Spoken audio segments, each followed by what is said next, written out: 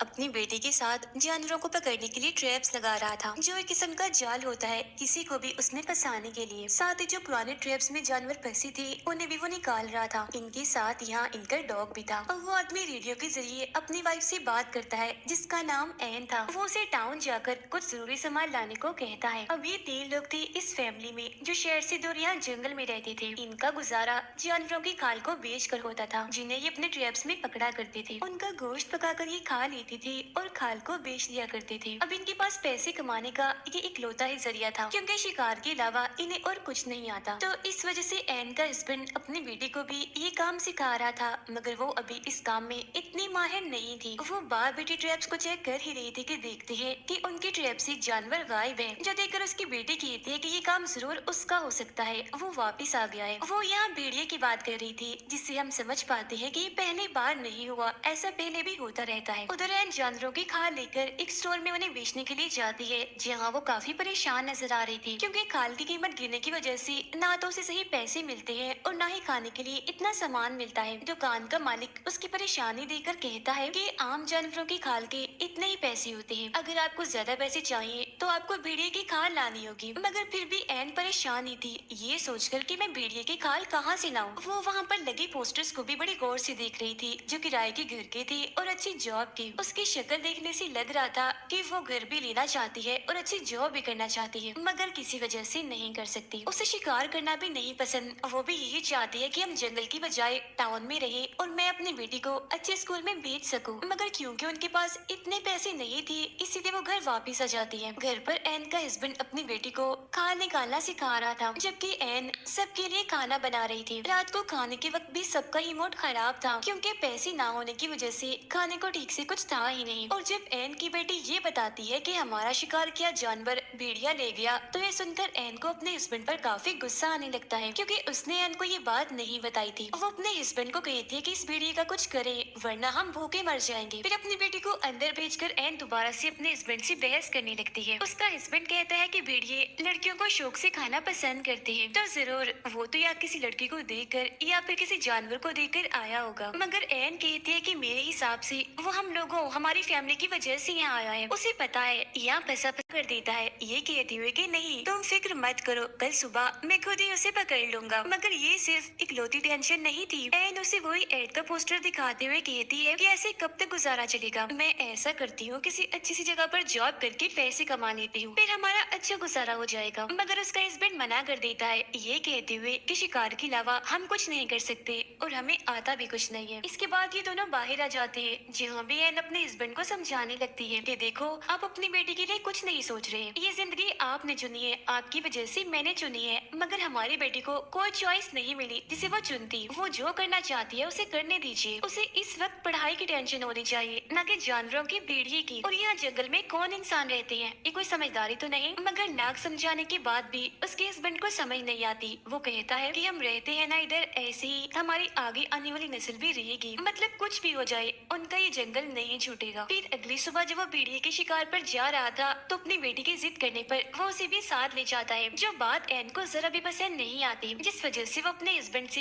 Radio के जरिए बात करती है। वो कहता है कि जैसे मुझे भेड़िए की होने का एहसास हुआ, शिकार की नौबत आई तो मैं इसे वापस भेज दूंगा। जब वो जल्द आ भी जाती है क्योंकि उसे भेड़िए के पैरों के निशान दिख गए थे, वो समझ गया था कि जरूर वो आस पास ही है, इसीलिए सारी बात समझाकर वो अपनी बेटी को वापस भेज देता है। साथ ही ये भी कहता है कि खुद मैं रात तक आऊंगा, जिसके बाद उसकी बेटी वापस आने लगती है। हालांकि उसके डैड ने कहा था कि डरना नहीं, घबराना नहीं, मगर जंगल से इतनी खतरनाक आवाजें आ रही थी कि उसकी हालत खराब हो जाती है। उधर एन का भी यही हाल था। नदी से पानी लाते हुए जब वो वापस आ रही थी तो उसे ऐसा लग रहा था जैसे कोई मेरा पीछा कर रहा है, इसलिए वो भी घबराई हुई थी। और बिल्कुल ऐसा ही उसकी बेटी के साथ भी हो रहा था। जिसके बाद एन तो जैसे तैसे घर आ जाती है, मगर उसकी बेटी नहीं आ पाती। वो वहीं पर डर कर बैठ जाती है। एन के हस्बैंड को भी भेड़िया दिख जाता है, इसीलिए वो फौरन उस पर गोली चला देता है, मगर देखने से लग नहीं रहा था कि वो मर गया होगा। गोली की आवाज उसकी बेटी ने भी सुन ली थी, इसीलिए वो हिम्मत करके आगे बढ़ जाती है। गोली मारने के बाद जब एन का हस्बैंड वहाँ चेक करने आता है तो देखता है कि भेड़िया यहाँ नहीं है, जिसका मतलब था कि वो यहाँ से भाग गया। पर वहाँ एक चीज देखकर उसकी हालत खराब हो जाती है और वो चीज थी एक लड़की का कटा हुआ हाथ जिसे वो भेड़िया खा रहा था। अब सड़क पार करके जबकि जंगल की दूसरी तरफ आकर वो आगे बढ़ने लगता है। यहाँ का नजारा देखकर तो एकदम वो दंग रह जाता है। काफी घबरा गया था क्योंकि वहाँ लड़कियों की कटी हुई लाशें थी जिन्हें बड़ी बेरहमी से काट कर एक गोल दायरे की तरह रखा गया था,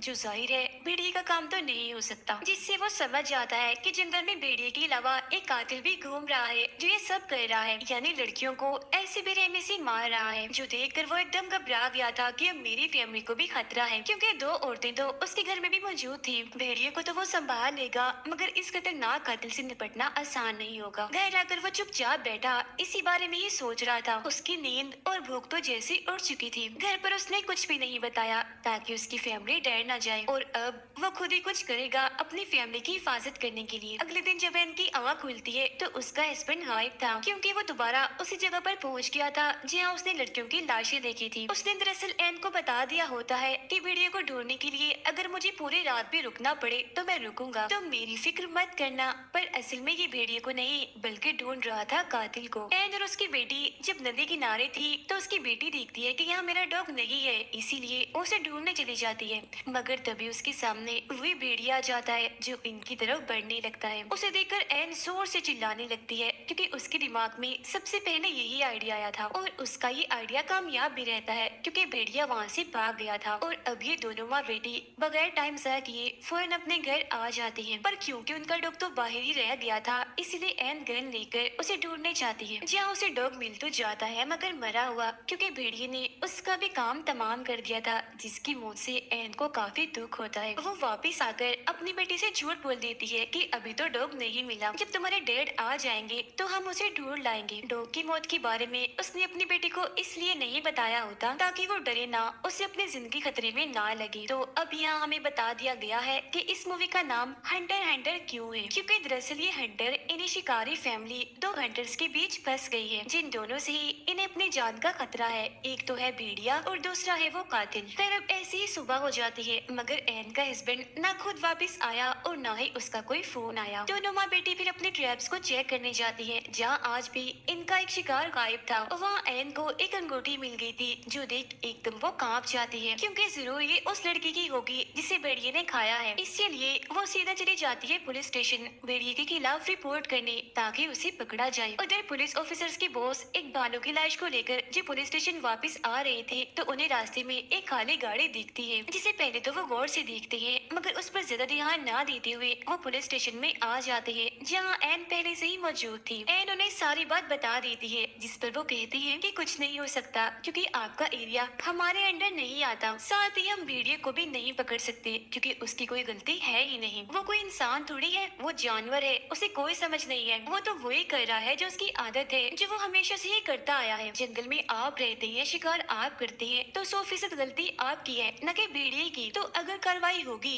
तो आप लोगों पर होगी, न कि भेड़िए पर। अब मदद तो नहीं मिली, इसलिए एन को थोड़ा बहुत खाना लेकर ही घर वापस आना पड़ता है। फिर वो अपने डॉग को दफनाकर एक हिरन के बच्चे को मारकर अपने साथ घर ले आती है। अभी था तो गलत ही, मगर खाने के लिए इन्हें कुछ तो करना ही था। उसके हस्बैंड का कुछ अता पता नहीं था। भेड़िया सर पर सवार है, खाना खत्म हो रहा है, इसलिए अब जो भी करना था एन को करना था। एन फिर अपनी बेटी के साथ मिलकर हिरन की खाल को उतारती है, जिसके बाद ये दोनों उसे पकाकर खाने लगती है। जहाँ तभी अचानक रेडियो पर कुछ हलचल महसूस होती है। एन बोलती तो है, मगर आगे से साफ आवाज नहीं आती। फिर रात को जब ये दोनों माँ बेटी सो रही थी तो अचानक इनकी आँख खुल जाती है, क्योंकि जंगल से किसी के चिल्लाने की आवाज आ रही थी। जब ये चेक करने जाती है तो हम देखते हैं कि एन का हस्बैंड नहीं है, बल्कि ये कोई अनजान आदमी है जो काफी जख्मी था और मदद मांग रहा था। तब एन अपनी बेटी को वापस घर छोड़कर एक चीज पर उस आदमी को लिटाकर अपने घर ले आती है, क्योंकि भेड़िया उनके आसपास भी हो सकता है। चेक करने पर उस आदमी के पास एक रेडियो निकलता है, साथ ही उसकी टांग की हालत भी काफी खराब थी। अब ये रात भी ऐसी ही गुजर जाती है। अगली सुबह जब एन की बेटी उसके पास आती है तो अचानक उसकी आंख खुल जाने की वजह से वो काफी घबरा गई थी।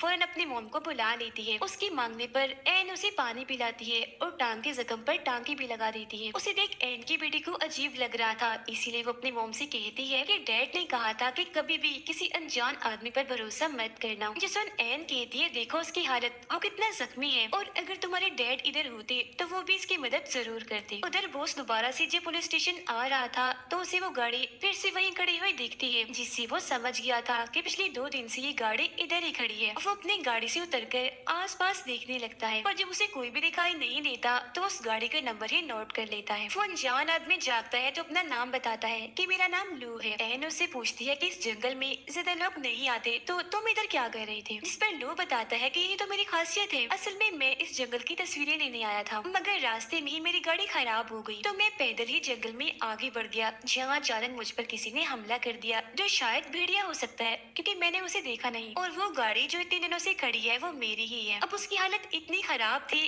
कि उसे हॉस्पिटल ले जाने की जरूरत थी, मगर भेड़िए की होते ये नहीं जा सकती, क्योंकि अगर भेड़िया वहाँ हुआ तो ये भाग नहीं पाएंगे। खैर फिर भी एन अपनी बेटी की मदद से उसे गाड़ी तक ले जाने की कोशिश करती है, मगर रास्ते में लोग दर्द से चिल्लाने लगता है, इसीलिए उन्हें दोबारा से घर वापस आना पड़ता है। दोनों माँ बेटी ने अब जहर लगे गोश्त के टुकड़े वहाँ फेंक दिए थे, साथ ही ट्रैप लगाकर वहाँ आग भी जला दी थी ताकि ये लोग उस भेड़िए से बच सके। उधर बॉस गहरी सोच में पड़ा हुआ था, क्योंकि पिछले काफी वक्त से लगातार लोग गायब हो रहे हैं, खास तौर पर लड़कियां, जो सिलसिला अभी भी जारी है। अब हालांकि उसकी ड्यूटी खत्म होने में सिर्फ 1 ही घंटा रह गया था, मगर फिर भी वो उस गाड़ी को चेक करने जाता है, जो उसकी सबसे बड़ी गलती थी। वो निशानों का पीछे करती आगे बढ़ ही रहा था कि तभी उसका पैर एक ट्रैप में फंस जाता है। वो उसे छुड़ाने के लिए जैसे थोड़ा हिलता है तो हाथ भी फंस गया था, जिससे जाहिर है ये अब यहाँ फंस चुका है, कहीं भी नहीं जा सकता। और ये ट्रैप जरूर एन के हस्बैंड ने लगाए होंगे कातिल को पकड़ने के लिए, मगर ये बेचारा इसमें फंस गया। उधर गन लेकर एन पूरी तरह चौकन्ना खड़ी थी, मगर पूरी रात बीत जाने के बाद भी ना तो उसका हस्बैंड वापस आया और ना ही भेड़िया। पुलिस स्टेशन में जब एक ऑफिसर आती है तो वो उसकी वाइफ का वॉइस मैसेज सुनती है, जिसमें वो कह रही थी कि बॉस कल रात घर वापस नहीं आए। अब ये ऑफिसर रेडियो के जरिए उनसे बात करने की कोशिश करती है, मगर वो कोई जवाब नहीं देती, इसलिए अब वो भी उस जगह के लिए निकल जाती है। उधर एन को भी अपने हस्बैंड की फिक्र होने लगी थी, इसीलिए वो नक्शा लेकर अपने हस्बैंड को ढूंढने के लिए निकल जाती है। उसे एक ट्रैप में खरगोश फंसा मिलता है, जिसे ना चाहते हुए भी इसे मारना ही पड़ता है। ऐसा करके वो काफी दुखी हो गई थी, क्योंकि ये इसका काम नहीं था। अब तभी रेडियो में हलचल होने लगती है, इसीलिए वो दोबारा से आगे बढ़ने लगती है। जहाँ जाकर तो उसके होश ही उड़ जाते हैं, क्योंकि वहाँ पड़ी थी उसके हस्बैंड की लाश। उसे ऐसे मरा हुआ देखकर वो काफी टूट जाती है और फूट फूट कर रोने लगती है, और अब जाकर उसे सारी बात समझ आती है। उसके हस्बैंड को भेड़िए ने नहीं बल्कि मारा है लू ने, क्योंकि वही वो कातिल है जिसने बाकी लड़कियों को भी मारा था। एन के हस्बैंड ने उसे पकड़ लिया था, मगर लो उसे मारकर भाग गया, पर फिर भी उसके हस्बैंड ने लो को काफी जख्मी कर दिया था, मगर एन ने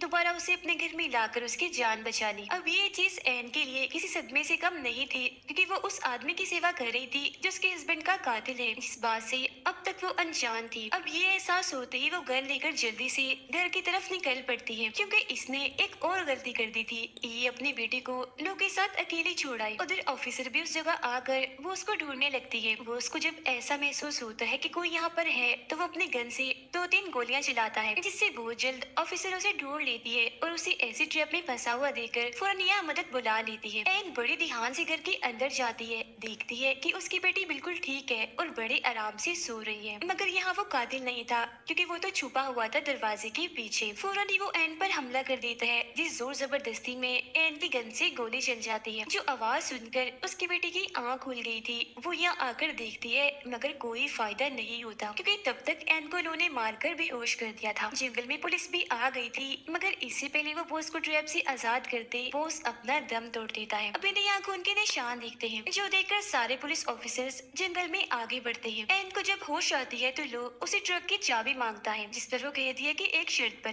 पहले बताओ कि मेरी बेटी कहाँ है। इस बात का तो वो कोई जवाब नहीं देता, मगर कहता है कि ऐसा कभी भी ना होता अगर तुम्हारा हस्बैंड अपने काम से काम रखता और बीच में ना आता। अपना राज छुपाने के लिए पहले तुम्हारे हस्बैंड को मारा और अब मैं तुम्हें भी मार दूंगा। जिसके बाद वो अपना सारा सामान जलाकर एन के पास आकर उससे बदतमीजी करने लगता है, मगर एन मौका देकर एक ट्रैप में उसका मुंह फंसा देती है और बाद में खुद को आजाद करके एक चीज से उस पर हमला करके उसे बेहोश कर देती है। अब अगले कमरे में जाकर एन वहाँ देखकर फूट फूट कर रोने लगती है, क्योंकि वहाँ उसकी बेटी की लाश पड़ी थी जो हमें दिखाई नहीं जाती, जिसका मतलब था कि उस पागल कातिल ने जो इंसान के रूप में जानवर बना हुआ था, उसने उसकी बेटी को भी नहीं छोड़ा। इसीलिए वो ठान लेती है कि मैं भी उसे नहीं छोड़ूंगी, अपने हस्बैंड और बेटी का बदला उससे लेकर रहूंगी। वो फिर लोग को रस्सी से लटका कर उसके हेडफोन लगा कर गाने सुनने लगती है, जो करने के बाद वो लोग औरों की भी खाल उतारने लगती है, बिल्कुल किसी जानवर की तरह, क्योंकि वो भी तो किसी जानवर से कम नहीं था। कुछ ही देर में वो उसके पूरे ही जिस्म की खाल उतार देती है और आखिर में चेहरे की भी, जिससे उसका बहुत सारा खून बहने लगता है।